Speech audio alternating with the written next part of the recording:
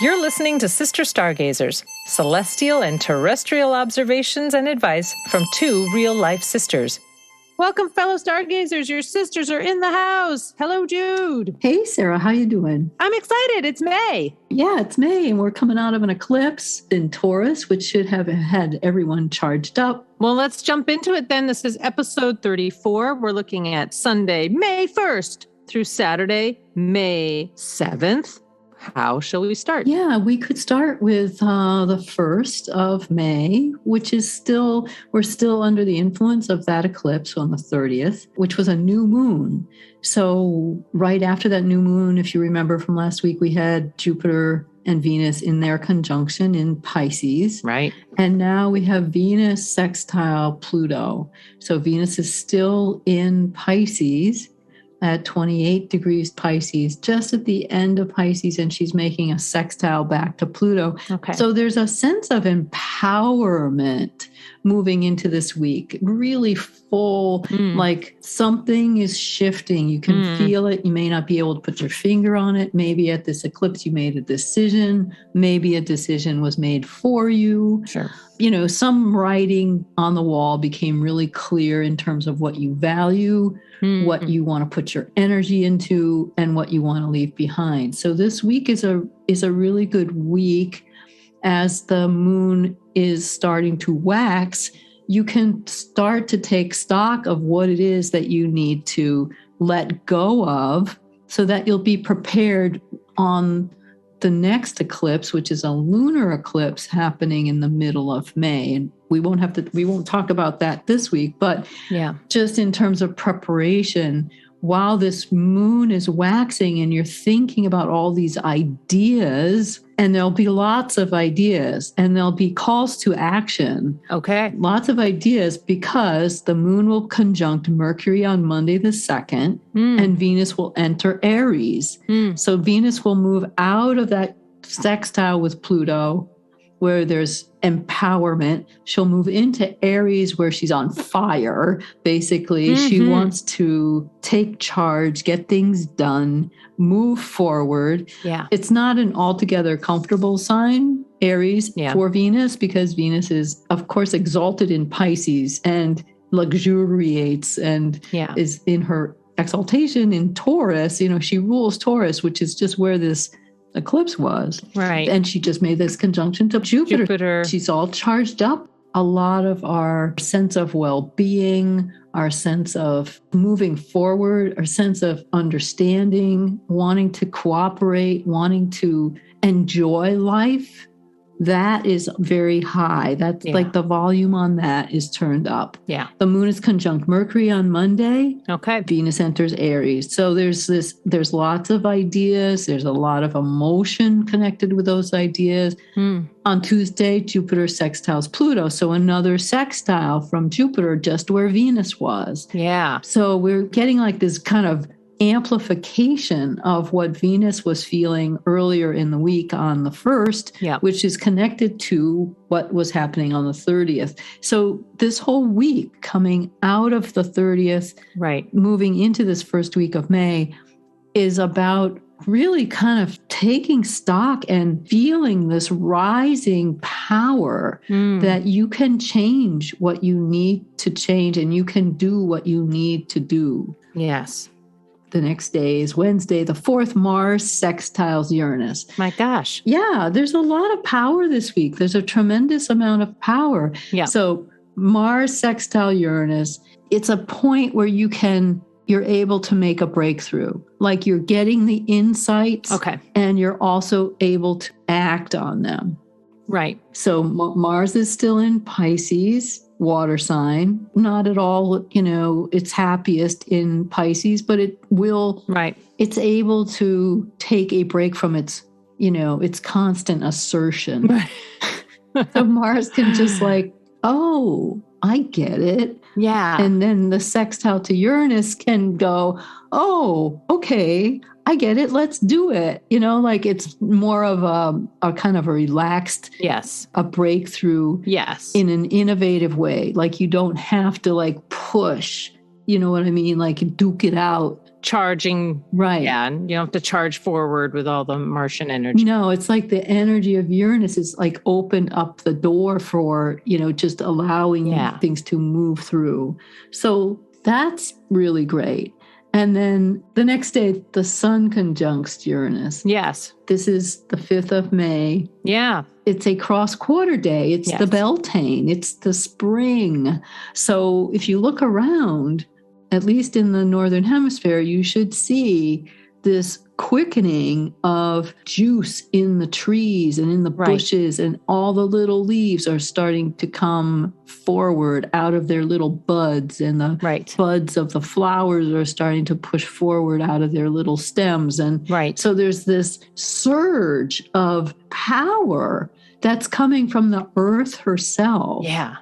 Yeah. And when you look around, you can really, take notice. You can start to feel that in you rising. Yes. Yes. So the ancient ones took this holiday as a time for merriment and sexual activity, and to go out and bless the fields, because there was this rising of the fecundity of the earth itself. Yes. They were reliant on, as we are. Yes. We are reliant on for the goodness of the earth to support us. And that's what this mid-holiday, this Beltane time is about.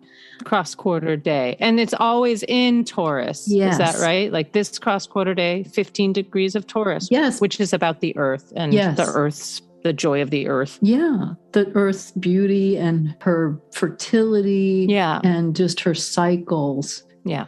So the cross-quarter days are still celebrated in a veiled way in our culture. So we have May Day. Yeah. Is the 1st of May, but it really does celebrate, it celebrates Beltane. You have the maypole and you put it in the ground, and you have this weaving of the strands from the maypole, around and around. And the maypole was the phallus. Right. I mean, the maypole was the vertical. Yes. And the people were the horizontal, so they were making a stake. They were marking a place in the earth, and they were weaving their own energy into the earth's energy, spiraling it down from the heavens. I mean, there's a whole ancient ritual around that whole May Day festival. Yeah. The other cross-quarter days are Lammas in August, which is usually around the 7th of August, which is the 15-degree mark of Leo. And then you have Samhain, which is Halloween, which is at the end of October, but it's really around the 5th of November. Yeah. So all that whole portal between the 31st and the 5th is a kind of an opening, which is about contact with the ancestors again, like the dying back of the season, moving into winter. And then you have St. Brigid's Day, or Candlemas, which is the Christianized version of the returning of the light, which is this midwinter holiday. Right. So these were all astrological holidays that were in the early earth-based traditional cultures, agricultural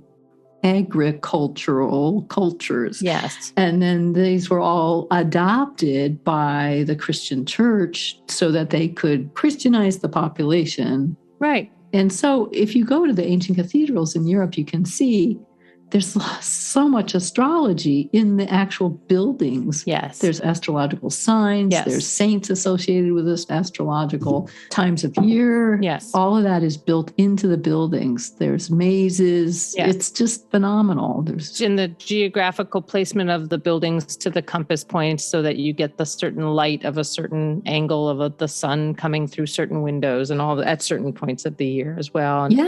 And also beneath the structure of the down below, many stories below the actual structure is often a sacred well that was a point of pilgrimage for the goddess. Right.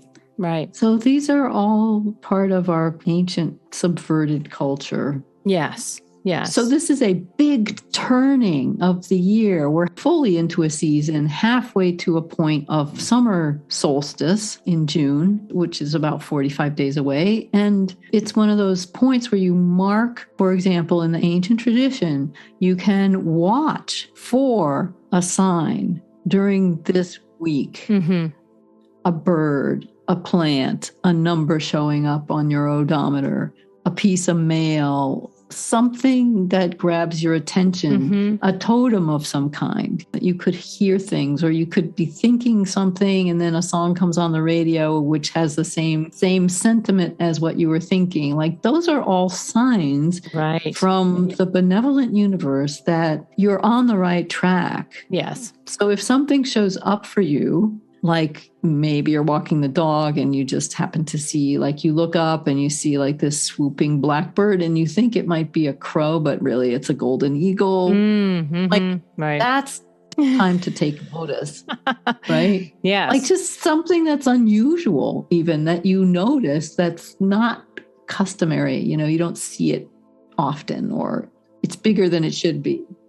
And is that more significant during this particular Beltane because Uranus is involved, and Uranus is known for unexpected change and surprise and spontaneity? Yeah, Uranus can certainly help. The Sun conjunct Uranus is going to be drawing your attention to these unusual things, these synchronicities, these innovations, these awakenings, really. Yeah. That's what they are. Right. Richard Tarnas has renamed Uranus Prometheus, the Awakener. That's fascinating. Because so many properties of Uranus are really also belong to Prometheus, that unexpected, that rebellious action that causes something, a whole shifting of a culture, right? Like when Prometheus stole fire from the gods, it was a change. They stole it from the gods as a gift to mankind. Yes. And of course, fire being what prompted us to have warmth and food and survive. Yeah, to be able to survive. Yeah. Well, very cool. I'll just say too that as we were getting ready, I did pull a card today, and the Magician, card number 1, wanted desperately to come out of the deck. So we were talking about possibility, because the Magician has all their tools at their disposal, ready to work magic. So anything's possible this season. Absolutely. On Friday the 6th, Mercury sextiles Venus. Right. So this is, again, an opportunity for social exchange, offering a spirit of compromise, agreement, harmonious interaction, also getting clear or creating clarity around your thoughts or your speech, and appreciation of beauty. So a great time to visit a museum. Yeah, always. Or a concert, dance, music, poetry, any of that. Yeah. And Saturday, the Sun will sextile Mars. So we have these really a lot of sextiles this week. That's what I was going to say. And sextiles, just to refresh everyone's memories, are easy flow and harmonious back and forth flow, right, with a sextile? Right. There's a give and take. Yeah. There's a support, right, rather than just a kind of a overwhelming kind of rush of energy that a trine might offer. There's this give and take and supporting energy that kind of flows back and forth. Yeah. Sextiles are great for resolving problems. Resolving is a good word for them. Excellent. Yeah. I had made a note about these abundance of sextiles as a support for a new story. And this coming out of the eclipse is the opportunity to leave behind anything we don't want to bring into this new season. Yeah, this is a really great opportunity this first week in May for new opportunities, new beginnings. Fantastic. And really starting to envision. Yeah. With a sense of power and authority, like you can do this. You can do this. Right. Just get your tools out. Right. Make some magic. The Magician. Perfect. Thanks, Sarah. Thank you. I really love when we get to talk about things like the cross-quarter days to remind us that this is stuff that has been with us as humans for a long time. And it feels like, I don't know, now more than ever, there's been a call back, a return back to relook at how astrology, nature, the stars, we're all part of it. It's all part of everything. It's really exciting. I love talking about the cross-quarter days. Well, they just offer such opportunity. They're a check-in point. And I love the prognostication part of them, that they are this point that we reach in the sky at a certain season, and you can see the energy unfolding. I mean, spring, fall, in February, you can see the light coming back. Yes. The rhythm of it all makes so much sense to plug in on a much more real level. Right. Yeah. Well, thank you. Awesome. Awesome way to enter into May. I'm excited. Thanks for all that information, deciphering it for us. Yes, it's such a pleasure. Thank you. Fellow stargazers, you know how to reach us. You can send us email at Connected Sister Stargazers and let us know how it's working for you. Leave a comment at wherever you're finding our podcast. And thank you for tuning in. So here's to a happy May. Happy May. Awesome. All right, everyone. We'll talk to you later. Bye for now. Thanks for listening to Sister Stargazers. Let us know what worked for you this week. Find us on Facebook and post a comment at Sister Stargazers.